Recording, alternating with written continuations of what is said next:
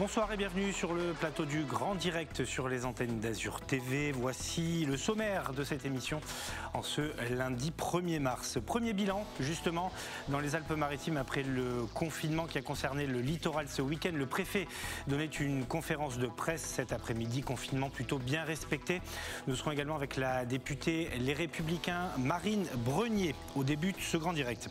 Franck McCourt est à Marseille. Le propriétaire de l'OM a rencontré le maire cet après-midi. Gros dossier dans ce journal, interview exclusive également demain dans le journal La Provence. Et puis Alexia Barrier a bouclé son Vendée Globe. La skippeuse azuréenne est arrivée au bout de son aventure.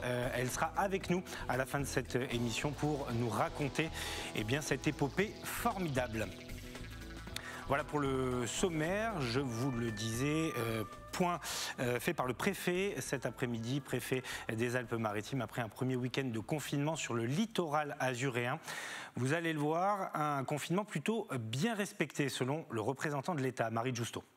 Premier week-end de confinement pour le littoral des Alpes-Maritimes. En ce lundi, le préfet des Alpes-Maritimes a dressé un premier bilan.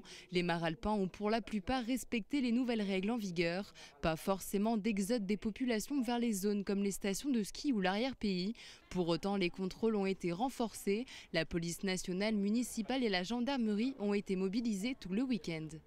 Durant ce week-end, les services de police et de gendarmerie ont contrôlé près de 21 500 personnes.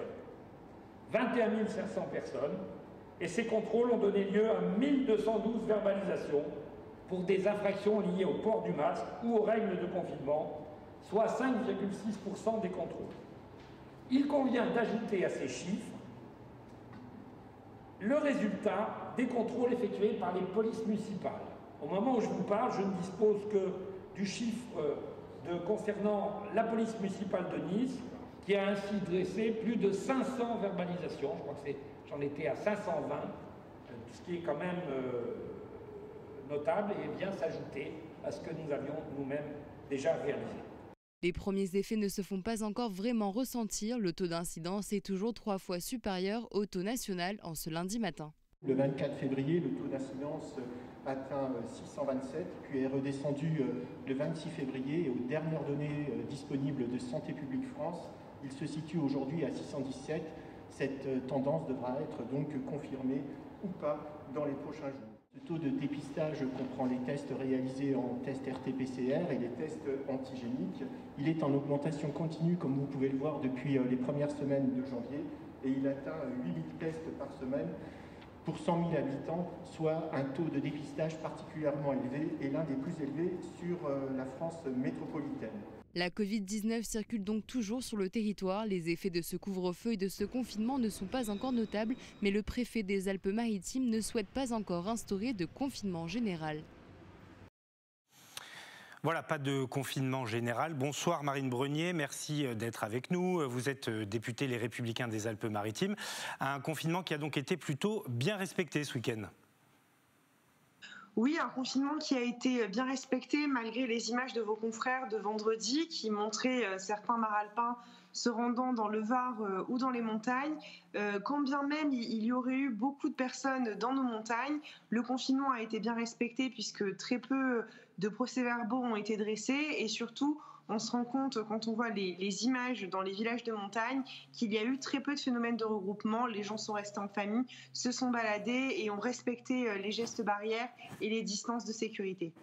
Alors, quel enseignement on peut tirer? Évidemment, pour le moment, pas de résultats. Évidemment, oui, il est trop tôt encore pour dresser un premier bilan des résultats de ce confinement. Je crois en tout cas que c'est une réussite et vraiment je tenais à saluer, comme l'a fait d'ailleurs Christian Estrosi, les mares alpins qui ont une conduite extrêmement responsable. Vous l'avez rappelé tout à l'heure, le taux d'incidence dans le département est désormais de 617. Sur la ville et la métropole Nice-Côte d'Azur, nous sommes à plus de 700. Donc il conviendra de continuer à faire énormément d'efforts de la part des mares alpins, de faire des efforts pour éviter de se retrouver, de se regrouper. Mais tout ceci ne pourra fonctionner que si une campagne vaccinale massive se met en place. Et c'est ce que semble en tout cas nous dire la préfecture, puisque beaucoup de doses d'AstraZeneca notamment ont été livrées dans notre département en début de semaine. Alors Marine Brenier, je vais vous montrer un reportage tourné à Tourette-le-Vins. Certains villages n'ont pas bien compris pourquoi ils étaient intégrés à ce périmètre et ils ont donc plus ou moins subi ce confinement. Je voudrais vous le montrer et puis vous nous livrerez votre sentiment juste après. Samedi matin, malgré le confinement, Camille, habitante de Tourette-le-Vins, profite à sa manière de son heure de balade autorisée. Petite balade d'1 heure, 5 km autour de la maison, voilà, histoire de se dégourdir les jambes. Dans cette commune de 4800 habitants, les Tourettans ont du mal à l'accepter, mais respectent cette nouvelle mesure. Regardez, je suis dehors. Non, on n'exagère pas, mais on essaye de garder une activité en respectant les règles. On va faire 5 km, on va revenir. Et ça sera très bien, je pense. Il faut le faire. On est gâtés, on est chez nous, on a chaud, on a des occupations, on a la télévision. Bon, je vois pas, là je vais courir une petite heure et puis c'est bon. Commune en pleine nature, située à 30 minutes du littoral, pour le maire de Tourette-le-Vins, Bertrand Gaziglia, le confinement le week-end dans son village est difficile à comprendre. C'est un petit peu compliqué à comprendre cette décision, d'autant plus que malheureusement les services de l'État ne l'ont pas expliqué aux élus, on n'a pas été associés, on n'a pas été informés même de pourquoi, du comment. Et donc je ne sais pas pourquoi la commune de Levins qui est à côté n'est pas confinée aujourd'hui. En effet, à seulement 5 km au nord de la commune, le village de Levins n'est quant à lui pas confiné. Une logique compliquée à comprendre mais qui ravit cette fleuriste qui réalise plus de 50% de son chiffre d'affaires le week-end. Bien sûr, surtout c'est le week-end où on travaille le plus en ce moment, dû au confinement de 18 heures.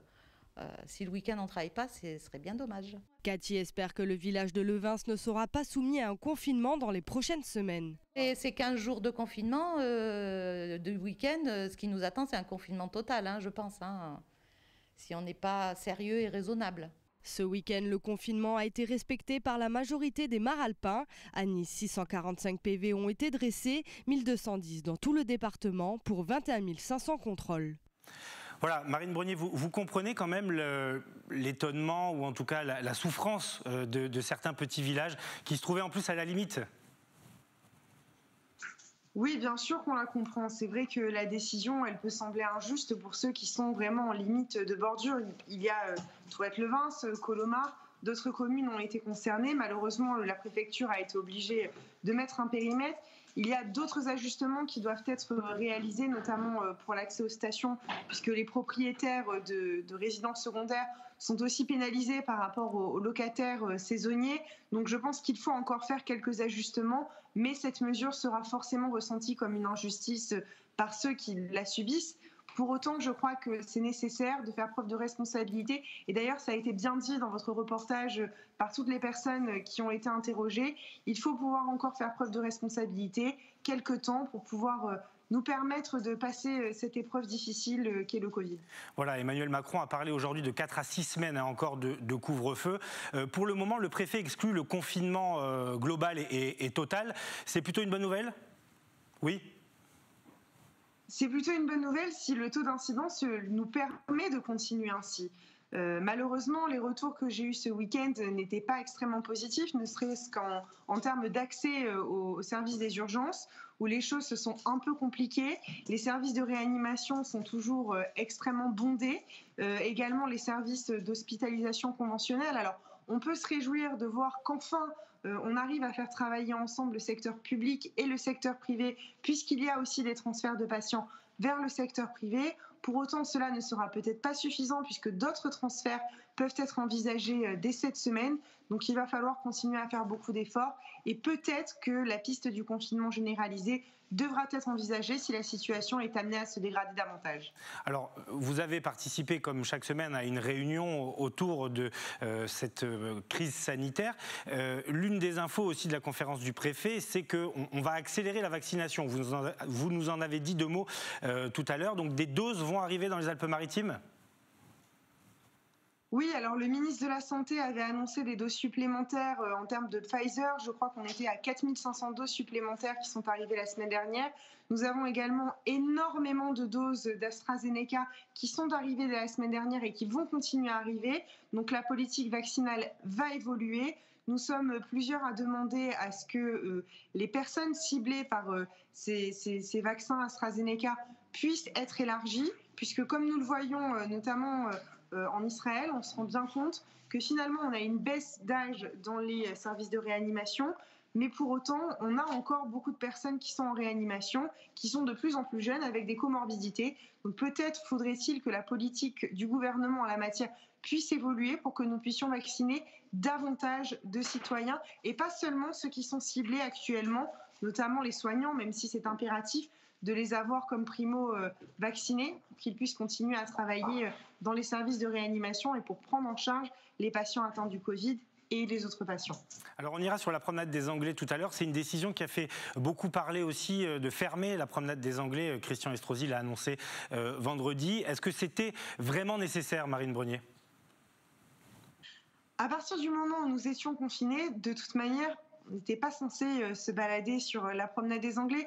Je crois que cette décision, elle aura permis deux choses. Déjà, la première, d'éviter d'avoir des regroupements sur la promenade. Et la deuxième, elle aura permis aux services de police nationale et municipale de pouvoir faire leur travail dans de meilleures conditions. Ça a d'ailleurs été salué lors de cette réunion qui a eu lieu juste avant mon passage sur votre antenne. Donc je crois que vraiment ça a été quelque chose de positif, même si je comprends que pour les Niçois et pour les Maralpins, c'est encore quelque chose de difficile à accepter. Encore une fois, si nous continuons à rester responsables et si nous faisons en sorte que ce moment-là puisse être un mauvais souvenir dans quelques temps, eh bien, les choses vont évoluer très rapidement. Une dernière question, Marine Brenier, elle concerne toute autre chose, c'est l'actualité du jour. La condamnation de Nicolas Sarkozy pour corruption, 3 ans de prison, dont 1 an ferme. Quelle est votre réaction ce soir ? J'ai été particulièrement choquée par cette décision. Alors évidemment, la justice est indépendante du pouvoir politique et c'est quelque chose qui fait l'une des forces de notre démocratie. Pour autant, quand on a suivi cette affaire de près, on se rend bien compte qu'il y a eu quand même quelque part un règlement de compte de la part des juges envers le pouvoir politique. Il suffit d'écouter simplement les témoignages de certaines personnes et notamment des juges de la Cour de cassation qui ont rappelé n'avoir fait l'objet d'aucune menace, d'aucune intimidation.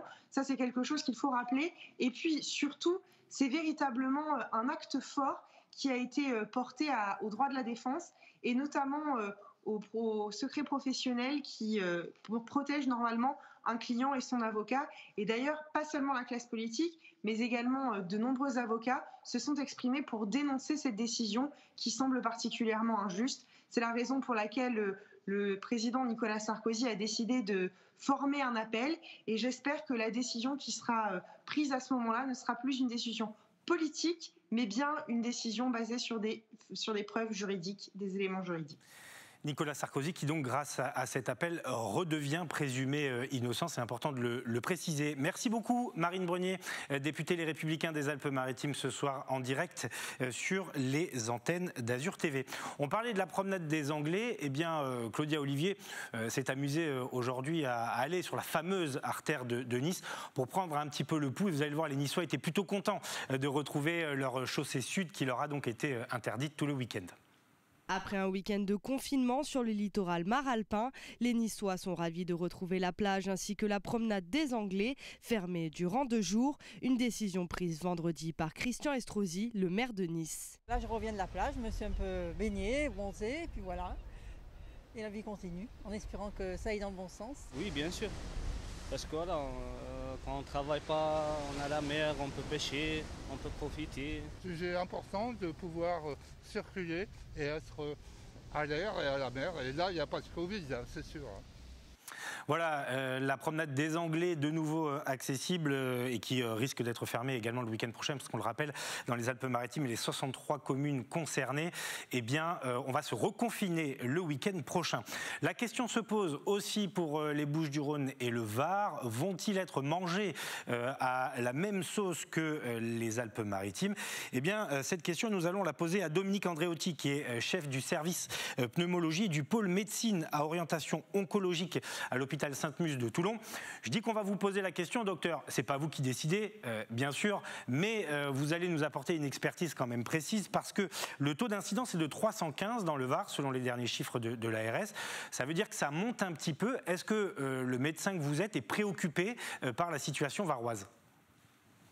Nous sommes préoccupés effectivement par la situation varoise parce que les taux restent à des niveaux élevés et surtout ne baissent pas. Donc nous avons un plateau qui continue à être présent et qui fait que nous devons rester vigilants bien sûr.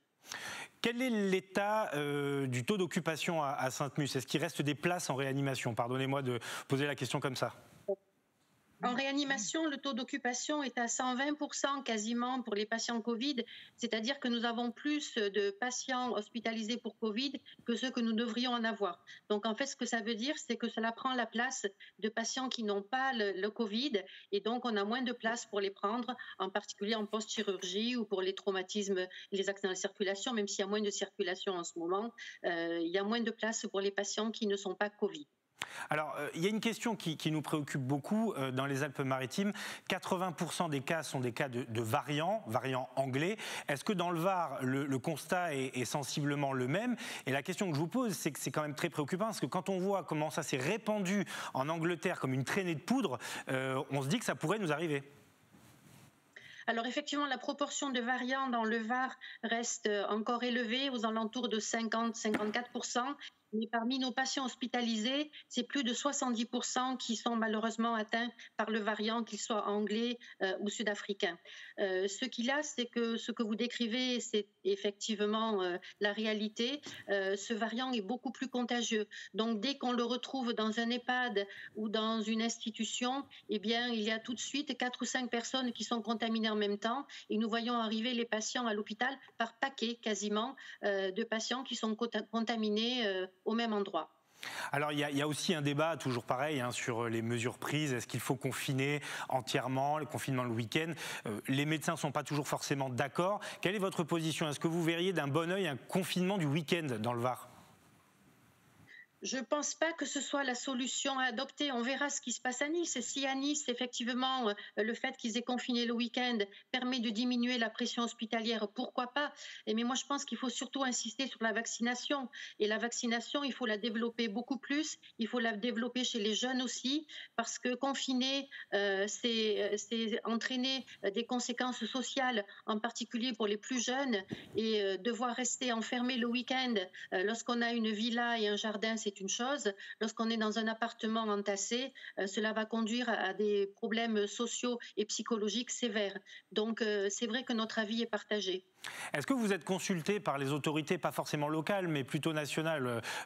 Jean Castex a demandé au préfet de concerter. Est-ce qu'on concerte les médecins dans ces cas-là ?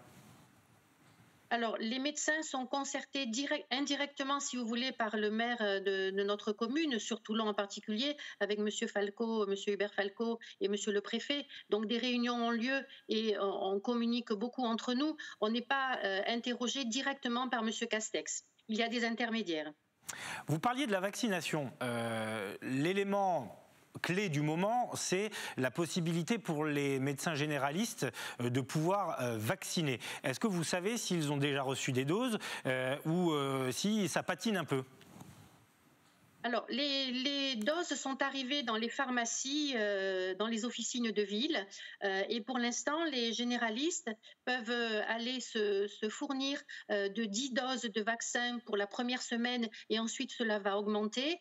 Et donc, ils vont devoir s'organiser dans leurs cabinets médicaux pour convoquer des patients par 5 ou par 10 pour pouvoir les vacciner.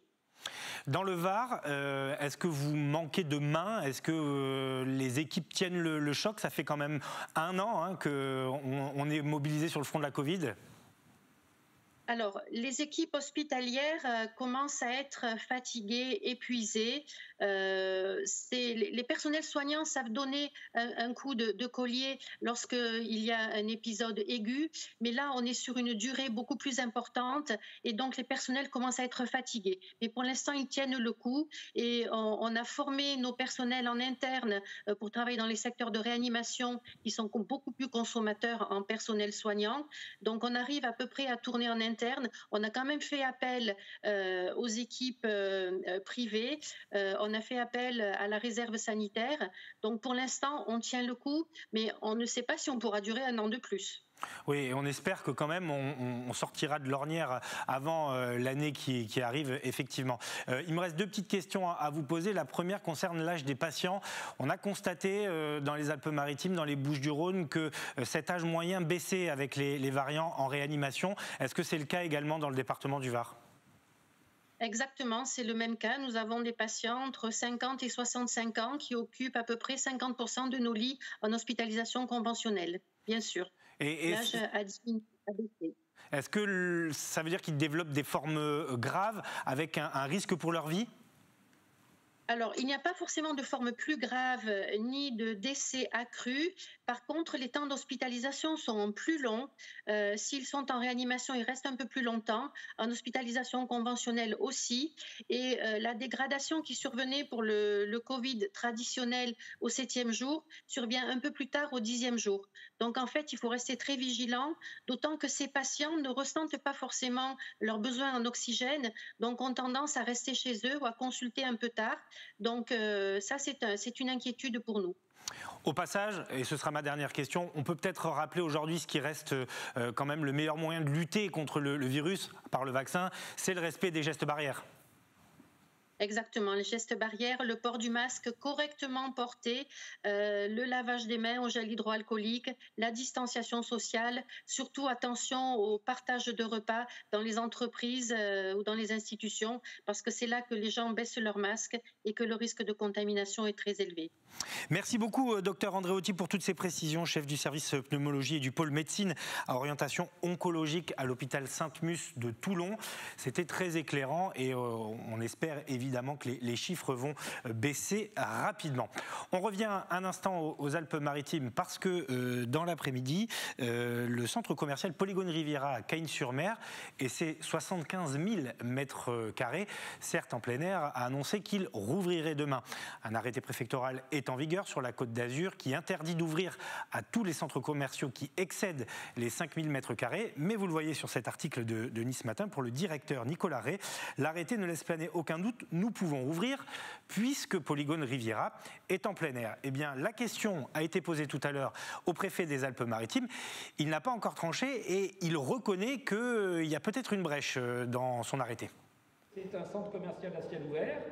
Et actuellement, les textes, effectivement, ne semblent pas viser les centres commerciaux à ciel ouvert et que donc le souhait que nous avions pu exprimer n'a pas pu encore se traduire de manière suffisamment formelle pour me permettre l'interdiction de cette réouverture. Donc c'est un sujet qui peut évoluer d'heure en heure à ce stade-là, puisque vous en parlez. Nous sommes en contact permanent avec les responsables, bien entendu, et bien, ils ont décidé de nous informer de cette décision de réouverture demain. On va voir, la journée n'est pas finie. Si juridiquement, parce que voilà, je suis quand même dans un cadre juridique, je suis obligé quand même de tenir compte des règles de droit. Nous aviserons d'ici ce soir, mais bon, mais bien entendu, même si Polygone rouvre, les plus de 5000 de Polygone resteront fermés. Voilà, donc tout reste à faire. Une décision va probablement tomber dans la soirée. Est-ce que le préfet va réviser son arrêté? Est-ce que Polygone Riviera va revenir sur sa décision? Nous serons en tout cas demain matin au centre commercial de Cagnes-sur-Mer pour voir si effectivement il rouvre. Fréjus avec ces événements, cette nuit dernière dans le quartier de la Gabelle, des tirs de mortier, des policiers pris à partie, aucun blessé. Mais le maire Rassemblement National de Fréjus, David Racheline, va porter plainte. Alexis Ricard. Troisième nuit de tension dans le quartier de la Gabelle à Fréjus. La police a essuyé des jets de pierre, mais aussi des tirs de mortier d'artifice. Certains policiers présents sur place estiment qu'il s'agit d'un miracle qu'il n'y ait pas eu de blessés, selon des déclarations relayées par Var Matin. Le maire David Racheline a décidé de porter plainte. Oui, une intensité particulière, un guet-apens qui a été organisé pour essayer de casser du policier, la police municipale d'abord et ensuite la police nationale, avec franchement des tentatives de meurtre. Je crois que c'est très clair sur les images, très clair sur les photos. C'est ce pourquoi les agents ont été amenés, et la ville aussi, à déposer plainte pour tentative de meurtre et dégradation. Et j'espère que la justice fera son œuvre. Donc il faut trouver une solution. Et j'ai donc demandé, moi, au service de l'État, des renforts supplémentaires parce que ça devient nécessaire, et aussi au procureur de la République de faire son maximum pour pouvoir déclencher un certain nombre de peines lourdes vis-à-vis de ces phénomènes. Dans un premier temps, ce sont des poubelles et des caméras placées en hauteur qui ont été incendiées. L'une de ces dernières est détruite. La quarantaine d'individus impliqués serait déjà connue des forces de l'ordre. L'enquête se poursuit pour retrouver les auteurs. Voilà pour le point donc à Fréjus. Tout autre chose, dossier brûlant à Marseille, celui de l'Olympique de Marseille, avec l'arrivée aujourd'hui du propriétaire du club, Franck McCourt, qui a mis un coup de pied dans la fourmilière juste avant le week-end. Bonsoir Valentin Rodriguez, merci d'être avec nous, journaliste pour Provence Azur, bien sûr. On rejoindra tout à l'heure Guilhem. On a commencé à voir ces quelques images de l'interview exclusive de la Provence du propriétaire de l'OM qui a fait ses confidences à Alexandre Jacquin notamment. L'OM donc qui a décidé de tout revoir, enfin son propriétaire, puisque Jacques-Henri Hérault, qui était la cible des supporters, n'est plus le président. C'est Pablo Longoria qui était jusqu'ici directeur du football. Et puis demain, le nouveau coach qui arrive. Exactement. Bonsoir Nicolas, bonsoir à tous. Oui, c'est un coup de pied dans la fourmilière, c'est le bon terme, je trouve. Donc Longoria, qui était directeur sportif, prend la place de Jacques-Henri Hérault, qui reste membre du club. Il sera au conseil de surveillance. C'est un organe qui surveille l'exécution du plan stratégique, mais clairement, c'est une mise à l'écart pour Jacques-Henri Hérault, qui a fait des erreurs, de nombreuses erreurs au cours de ses 4 ans de présidence, notamment en sportif, au niveau de la communication. Voilà, il y a eu des erreurs financières qui ont été faites. Donc il fallait vraiment un geste d'apaisement, et c'est clairement ce qu'a fait Franck McCourt, qui s'est rendu compte qu'il fallait absolument apaiser la situation. Voilà, tous les politiques se sont mêlés de la situation à Marseille. Et donc voilà, il a débuté sa longue semaine. Il est arrivé ce matin à Marseille. Il a obtenu des dérogations pour éviter l'isolement de 7 jours avec les autorités. Il a commencé sa journée avec vous l'avez dit Nicolas, une interview avec nos confrères de la Provence qui sortira demain dans le journal. Puis il a rencontré monsieur le maire, notamment Benoît Payan, avec qui il a réaffirmé sa volonté de s'inscrire dans la durée pour le club, avec le club marseillais, et il ne veut pas vendre. Voilà, ça c'est l'info importante du discours, de l'entretien avec Benoît Payan, Nicolas, c'est qu'il ne veut pas vendre le club, il n'a jamais été à vendre. Voilà, ce sont les termes employés par Franck McCourt. Et puis il a rencontré également les groupes de supporters. Alors voilà, j'allais vous poser la question, Valentin, parce que je crois qu'ils ont plus ou moins fait la paix. Oui, on va dire qu'on est sur la bonne voie, c'est ce qu'ont dit certains groupes de supporters. Il les a rencontrés un à un, ça continuera demain matin. Il a notamment promis que la mise en demeure allait être retirée. On se souvient de cette mise en demeure dans ce projet Agora OM. Ça va être retiré, ça c'est une promesse de Franck McCourt. Et que Jacques-Henri Hérault, parce que c'est vrai que j'en ai rencontré beaucoup de supporters de l'Olympique de Marseille qui me disent « Ouais, mais Jacques-Henri Hérault, il est encore dans l'organigramme, est-ce qu'il va avoir une influence ?» Et il leur a dit que non, c'était vraiment une mise à l'écart, et que le nouveau boss de l'OM, c'était Pablo Longoria. Voilà, et que le sportif allait redevenir le plus important dans ce club. Voilà, c'est vrai qu'on critiquait beaucoup le club pour son côté digital, le label rap, voilà, mais on parlait plus trop du terrain avec Jacques-Henri Hérault. Et là, voilà, ça va être vraiment le cœur du travail de Pablo Longoria, de remettre un peu de sportif au sein du club. Et puis Jorge Sampaoli, l'Argentin qui arrive, qui sera à Marseille demain, il va récupérer un club en meilleure forme, parce que Nasser Larguet, l'entraîneur intérimaire, a fait plutôt du bon travail. Hier, l'Olympique de Marseille a fait match nul contre Lyon, candidat au titre, en dominant le match, sans être chauvin, même avant le carton rouge. Donc voilà, peut-être que les rails, les bons rails sont peut-être de retour à Marseille. C'était un élément important clairement pour Jorge Sampaoli. On n'a pas de source qui peut nous le confirmer, mais on se doute que Jorge Sampaoli, avec son caractère, n'aurait pas pu forcément coller avec Jacques-Henri Hérault. Là, c'est vrai qu'il fallait il fallait apaiser ce climat pour que Jorge Sampaoli arrive dans le club dans des bonnes conditions, puisse préparer, connaître ses troupes et préparer bien sûr l'année prochaine qui sera très importante avec de nombreux départs, de nombreux joueurs en fin de contrat. Voilà, on part sur une année zéro à l'Olympique de Marseille, donc Jorge Sampaoli va pouvoir vraiment prendre le temps de connaître ses troupes dans un climat plutôt apaisé. Voilà, c'est plutôt la tendance pour l'instant sur ces premières heures de Franck McCourt. Il faut rappeler, il s'inscrit sur la durée, Jorge Sampaoli, parce que c'est un contrat qu'il a signé jusqu'en 2023. Donc voilà, c'est un nouveau projet, une nouvelle ère qui commence aujourd'hui à l'Olympique de Marseille. Est-ce que vous pensez que son objectif sera de qualifier malgré tout l'OM pour l'Europe? Alors peut-être pas la Ligue des Champions, mais au moins l'Europa League avec cette 5e place? Oui, clairement, oui, ça sera l'objectif. Il est clairement atteignable. Le top 5, l'OM n'est qu'à 2 points, 3 points, avec en plus un match en retard très important à jouer contre Rennes dans 10 jours. Non, oui, clairement, ce sera l'objectif. Il y a un effectif très intéressant malgré tout à disposition. On pense à Milik, on pense à Payet, à Thauvin. Il a de quoi faire, Jorge Sampaoli, pour minimum accrocher cette 5e place. En tout cas, vous avez déjà la prononciation pour Jorge Sampaoli. Je me risquerai pas à le prononcer comme vous, mais vous le prononcez très bien. Merci Valentin, merci. À bientôt évidemment dans ce grand direct. On vous retrouve tous les soirs dans le JT de Provence Azur et également dans ce grand direct. On va rester sur ce dossier-là avec Guilhem Ricavi qui nous attend, le patron de la Provence. Vous avez assisté cet après-midi, ce matin, à cette interview exclusive avec le boss de l'OM. D'abord, peut-être racontez-nous les coulisses. Comment s'est goupillée cette rencontre avec Franck McCourt dans les salons du Stade Vélodrome?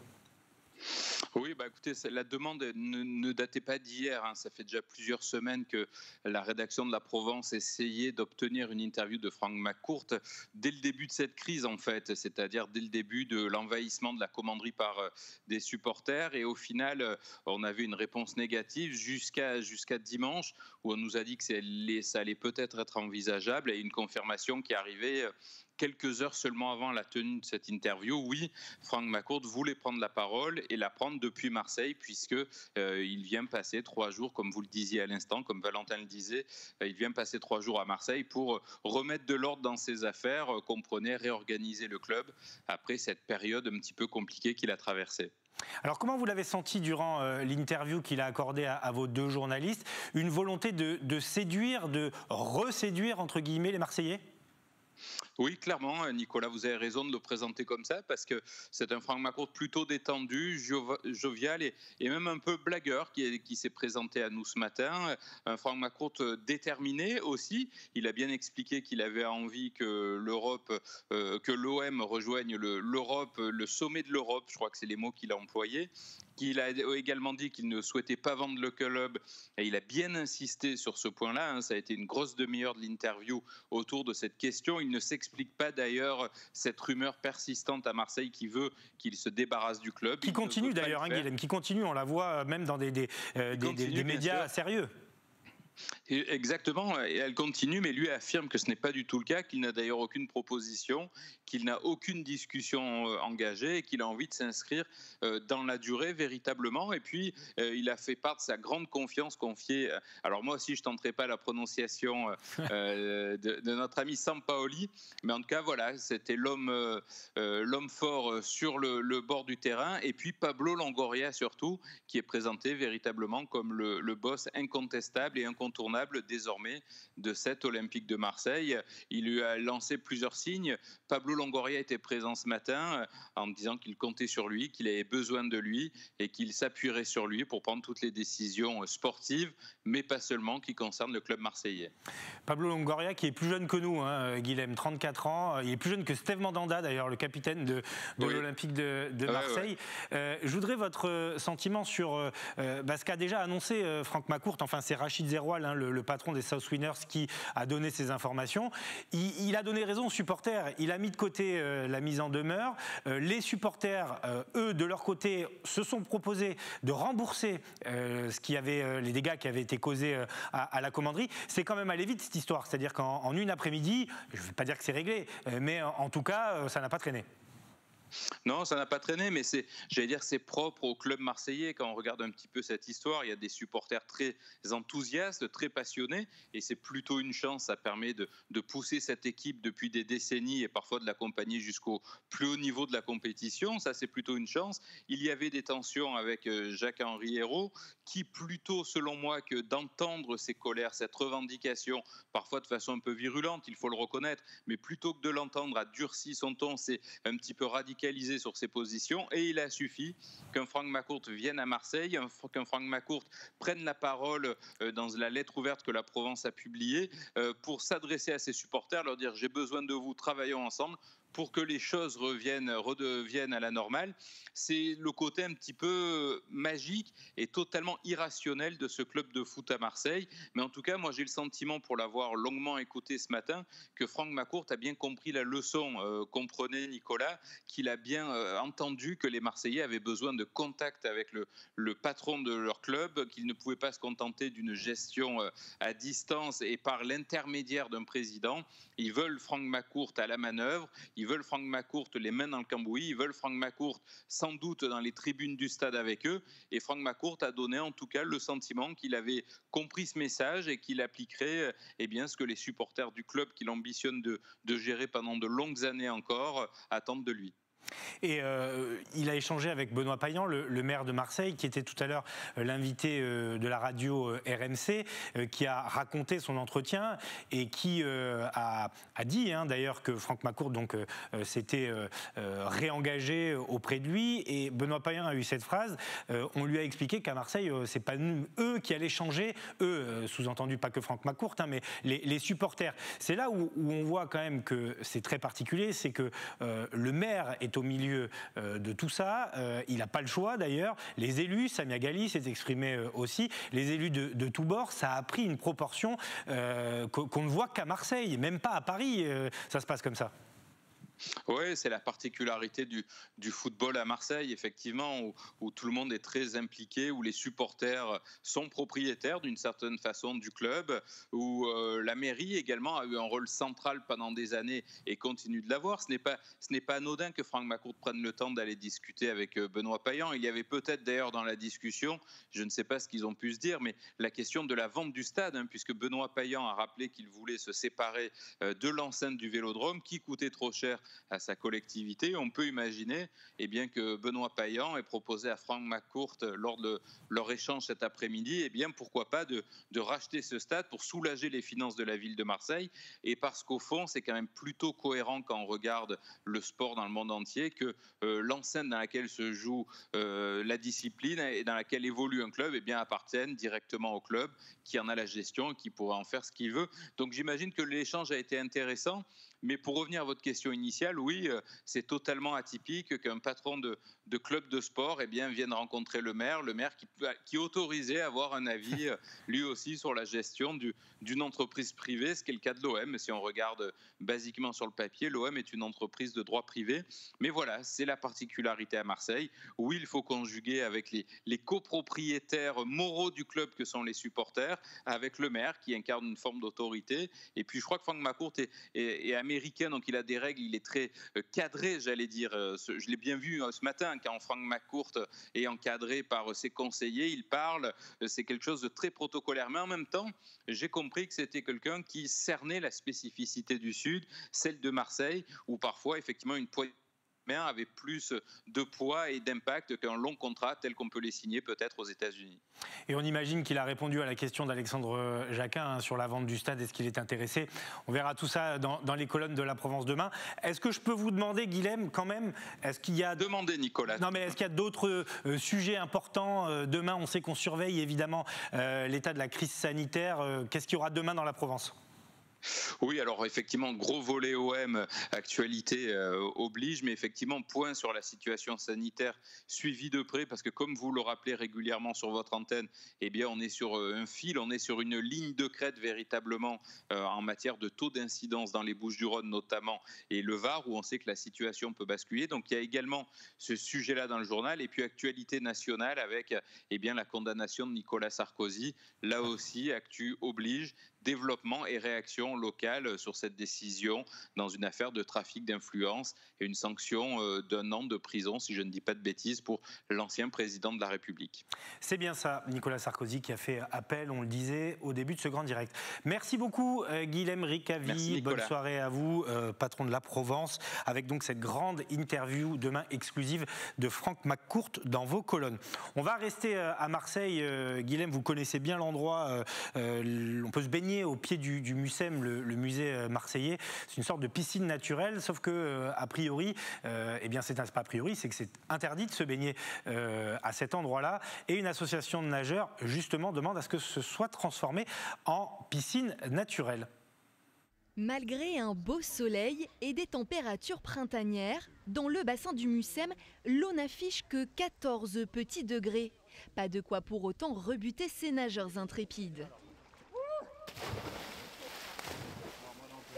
Une baignade non pas récréative, mais revendicative, organisée par l'association des libres nageurs.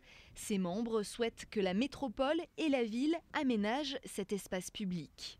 Avant, ici, dans le temps, il y avait les pierres plates où les gamins marseillais venaient sauter, faire des sauts périlleux, etc. Et de temps en temps, il y en a encore qui se baignent en été ici. Et ce qu'on voudrait, par exemple, concrètement, c'est qu'il y ait un site, une espèce de piscine naturelle qui soit créée ici. Il pourrait y avoir des écoles de nage, apprendre aux enfants à nager un petit peu pendant l'année scolaire. Des sortes de voies d'eau où on repère tout à fait les nageurs, des équipements en plage aussi pour pouvoir se changer et laisser ses effets en toute sécurité. Contrairement au vallon des Offes, piquer une tête est interdit ici. Un arrêté municipal a été voté en ce sens il y a plus de 6 ans.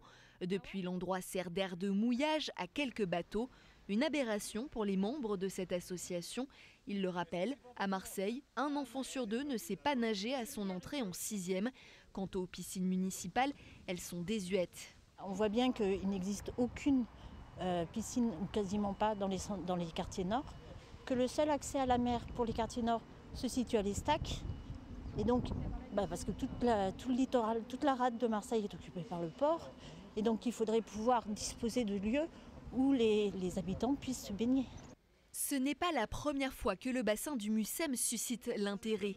En 2015, déjà, le Musée des civilisations de l'Europe et de la Méditerranée portait un projet semblable à Paris-Plage. L'opération avait finalement échoué. En cette période de crise sanitaire difficile pour les associations de solidarité, de faire les mêmes résultats que les années précédentes, je pense notamment au Restos du Cœur, les collectes sont difficiles. La grande collecte nationale est lancée cette semaine, plus de 120 points dans le département du Var, dans les magasins, les marchés. Et évidemment, l'association compte sur vous, Thomas Bernabé et Marion Colangelo. Ils ont de plus en plus besoin d'aide avec la situation actuelle. Les Restos du Cœur organisent leur collecte annuelle tout le week-end à partir du vendredi 5 mars.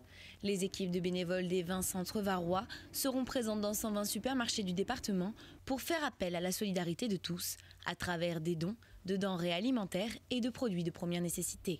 Il y aura des bénévoles qui, dès 8h ou 8h30 le matin, jusqu'à 18h, puisque le couvre-feu nous oblige à finir plus tôt, iront à l'entrée des supermarchés et pour donner des flyers, informer le public et ensuite récupérer la nourriture qui nous aura été gentiment donnée. Nous avons un entrepôt départemental qui se trouve dans la zone industrielle de la Garde. Dans cet entrepôt, nous réceptionnons de la marchandise et à partir de cet entrepôt, nous allons donner dans les 20 centres du Var où là, nous avons bien entendu les personnes qui viennent chercher ce dont elles ont besoin. Nous venons toutes les semaines délivrer la nourriture. Alors cette nourriture, c'est quoi? C'est donc des boîtes de conserve, c'est des fruits, c'est des légumes, c'est des produits surgelés, c'est des produits frais, des yaourts, du beurre, etc.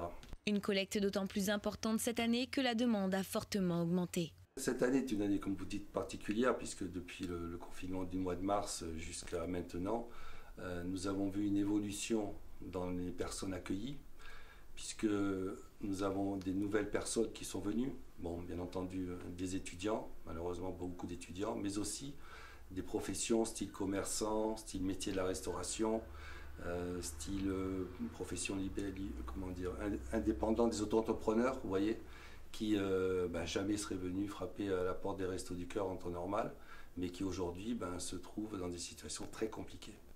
Et à l'inverse, on a remarqué que des personnes âgées ne viennent pas, ne sont pas venues. Je pense qu'il y a eu une peur d'attraper le virus qui a fait qu'elles ne sont pas venues. Et ça, c'est une problématique que nous sommes en train de creuser parce que nous avons repris nos fichiers pour aller au-devant des bénéficiaires qu'on n'a pas vus cette année. Une collecte particulièrement importante pour l'association qui chaque année réussit à distribuer ses récoltes durant plusieurs mois.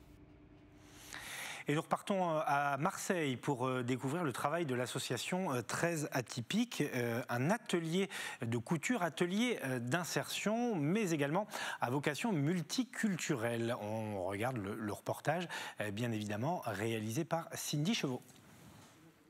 Ils sont prêts à en découdre. À Marseille, l'association et atelier de couture 13 Atypiques confectionne des pièces en tout genre, grâce à des petites mains aux origines diverses. Je crois que depuis l'ouverture de 13 Atypiques, j'ai côtoyé plus de 20 nationalités différentes. Aujourd'hui, il y a des Afghans, des Syriens, j'ai eu un Argentin, des Roumains. Il y a de l'intelligence collective. En fait, tous ensemble, chacun peut amener sa pierre à l'édifice à 13 Atypiques. Et donc, ces personnes-là nous amènent leur savoir-faire et nous, on leur amène notre savoir-vivre et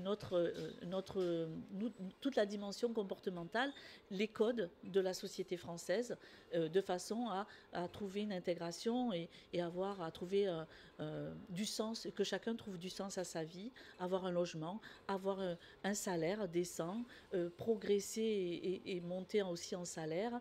Ouvert depuis 2012, l'atelier spécialisé dans l'upcycling représente plus qu'un simple lieu de couture. Ici, on confectionne des vêtements et accessoires locaux. Et c'est dans une démarche sociale et environnementale que chacun apporte sa petite touche personnelle. Un projet au savoir-faire partagé. Chaque personne qui a une difficulté, on peut l'aider.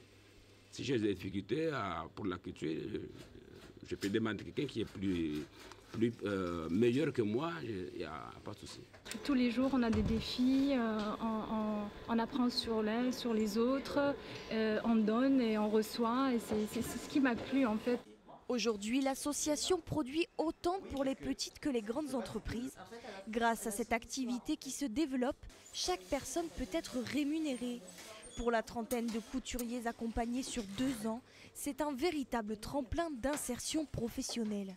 L'idée, c'est de pérenniser, de les mettre en emploi sur un emploi pérenne, enfin de les mettre en situation d'emploi pérenne dans d'autres entreprises, pas forcément dans le textile, mais pourquoi pas dans le textile pour ceux qui sont très forts.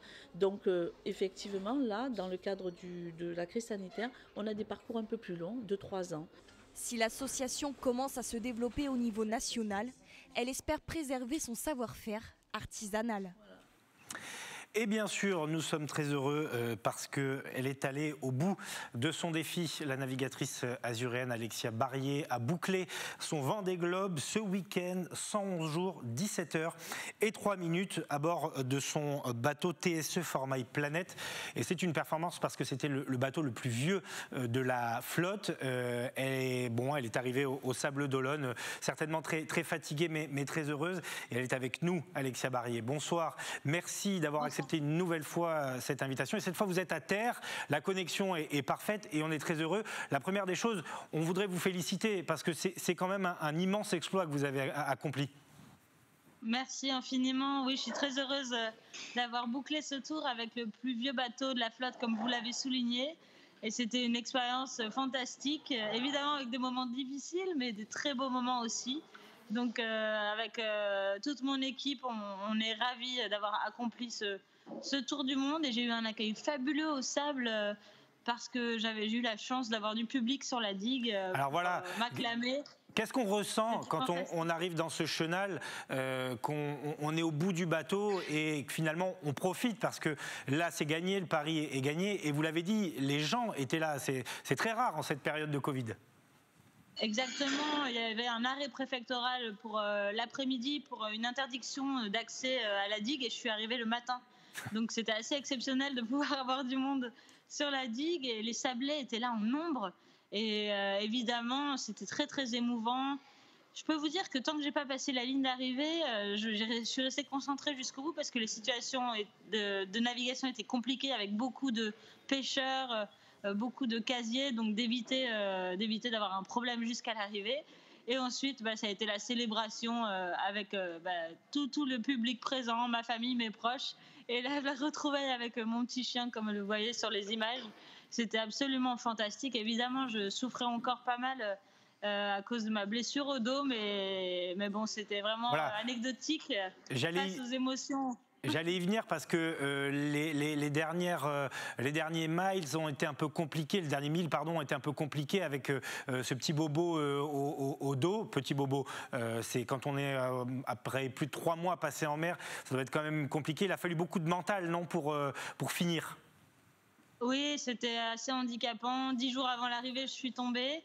J'ai passé une semaine à ne pas pouvoir tourner les manivelles, donc des difficultés à régler les voiles et à me déplacer vraiment très difficilement sur le bateau. Et puis les 2 derniers jours avant d'arriver, ça allait un peu mieux.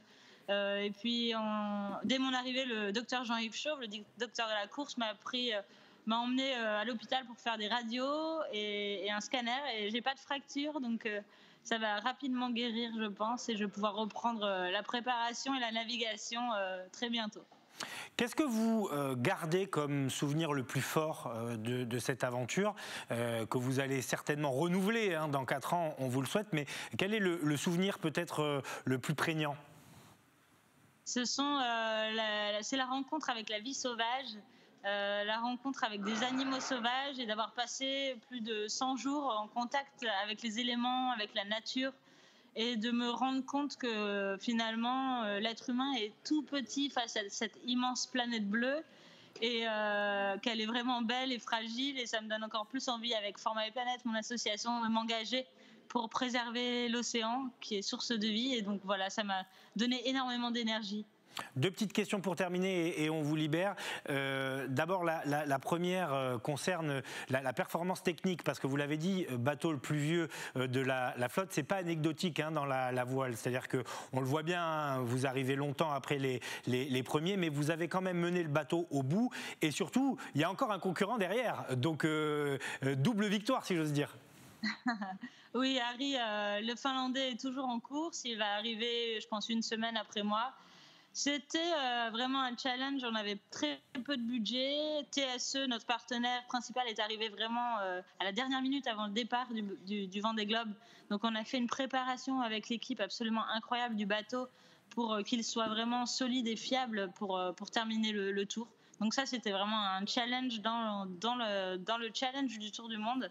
Et évidemment, je prévois de repartir en 2024. Mes partenaires, le département des Alpes-Maritimes, TSE, Biotronic et tous les partenaires qui étaient engagés à mes côtés ont envie de poursuivre l'aventure. Donc ça, c'est une très bonne nouvelle. Voilà, j'allais vous poser la question de 2024. Donc du coup, j'en prends une dernière question de joker. Vous revenez quand à Nice, dans les Alpes-Maritimes, Alexia, qu'on vous invite sur ce plateau, qu'on vienne vous voir un petit peu en chair et en os? Je viendrai avec grand plaisir. Je fais une tournée à Paris cette semaine pour justement des rendez-vous médias et des interviews. Et je serai de retour le week-end prochain dans le département des Alpes-Maritimes et dans mon village à Biot. Donc je viendrai vous voir avec grand plaisir à ce moment-là. Eh bien super. Une question totalement par curiosité. Qui redescend le bateau parce que c'est pas vous, j'imagine. Est-ce qu'il reste au Sable d'Olonne ou quelqu'un le rapatrie quand même dans les Alpes-Maritimes? Bien, le bateau va rester 3 semaines au Sable d'Olonne pour un petit refit et on va le redescendre. Donc il y a 3 personnes de l'équipe qui vont le redescendre et il sera de nouveau visible avant l'été dans le département des Alpes-Maritimes et où on va faire naviguer nos partenaires et je l'espère aussi embarquer des enfants pour 1 ou 2 sorties et pouvoir partager avec eux le plaisir que procure la navigation. Merci beaucoup Alexia. Je rappelle que vous avez bouclé donc ce Vendée Globe en 111 jours, 17h03 pile. Félicitations à vous et puis à très vite du coup parce qu'on sera là quand vous allez revenir et quand vous accueillerez les enfants aussi sur le bateau. Merci à vous, bonne soirée. Merci. Et merci pour votre disponibilité tout au long de la course. Merci infiniment, bonne soirée, à bientôt. Au revoir. On va terminer ce grand direct avec deux petits reportages. Un premier qui concerne aussi l'air, le travail dans l'air. Vous savez que les bateaux, évidemment, avancent grâce à l'air. Eh bien, les boomerangs aussi fendent l'air. Thomas Bernabé a rencontré un véritable passionné dans le Var. Vous voyez ce reportage. On s'intéressera juste derrière à des toutes petites maisons. Le boomerang, vous savez forcément ce que c'est, mais nous vous emmenons aujourd'hui à la rencontre d'un érudit en la matière. Stéphane est passionné de cet instrument. Il a choisi de faire partager sa passion au plus grand nombre. C'est pourquoi il a ouvert la maison du boomerang, bien loin des terres arides de l'Australie, ici dans le centre ancien de Hyères. Il y a toujours le cliché du boomerang là, qui vient d'Australie, mais il faut savoir en fait qu'on a retrouvé des ancêtres du boomerang qui lui était l'arme de chasse, le précédent objet qui a été inventé avant le boomerang, et on les a retrouvés en fait un petit peu partout en Europe. Le plus vieux d'ailleurs il est polonais, il est ici derrière moi. Donc le boomerang l'ancêtre du boomerang a été inventé par plusieurs peuples en fin de compte à plusieurs époques différentes. Donc le cliché australien, oui, il existe encore malgré tout, mais il faut savoir que c'est une histoire très très ancienne, donc de partout dans le monde. En effet, l'ancêtre du boomerang aurait 23 000 ans. Simple bâton de chasse à l'origine, il aura au fil des âges évolué pour devenir ce que l'on connaît. Stéphane est tombé amoureux de cet instrument à ses 15 ans grâce à son oncle et a depuis choisi de confectionner ses propres boomerangs afin de faire partager sa passion au plus grand nombre. On dirait que c'est comme une transmission en échange qui se fait beaucoup dans la communauté du boomerang. Donc au départ, c'est sûr, il n'y avait pas vraiment Internet, quoi que ce soit. Donc dès qu'on allait compétitionner sur les terrains, on s'échangeait les boomerangs. On avait notre petite valise de boomerang et puis on voyait un tel et un tel qui avait créé telle forme. Donc là, on prenait juste un crayon et puis on traçait la forme et puis après on regardait les profils. Et puis chez soi, après dans son garage, dans son sous-sol, on s'amusait à fabriquer les boomerangs.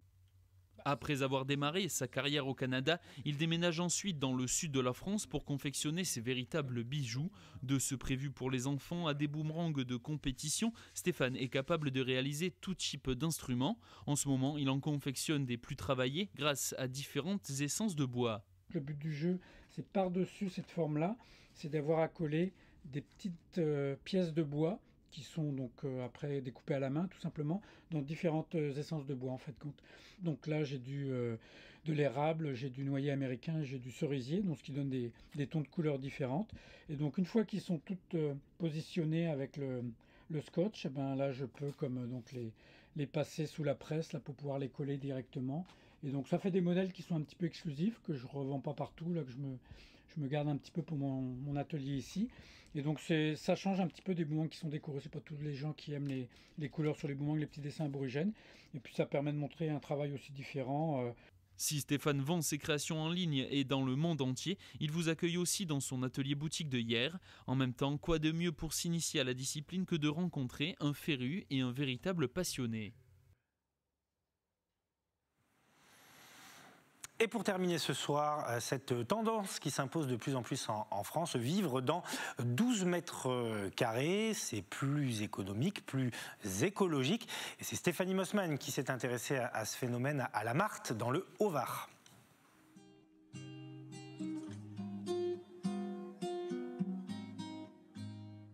À la Martre, dans le Haut-Var, Léna, ingénieure, et Thomas, charpentier, vivent ici, dans cette tiny house de 12 mètres carrés au sol. Il faut essayer d'avoir des matériaux très légers parce qu'on doit respecter, on ne doit pas dépasser les 3,5 tonnes.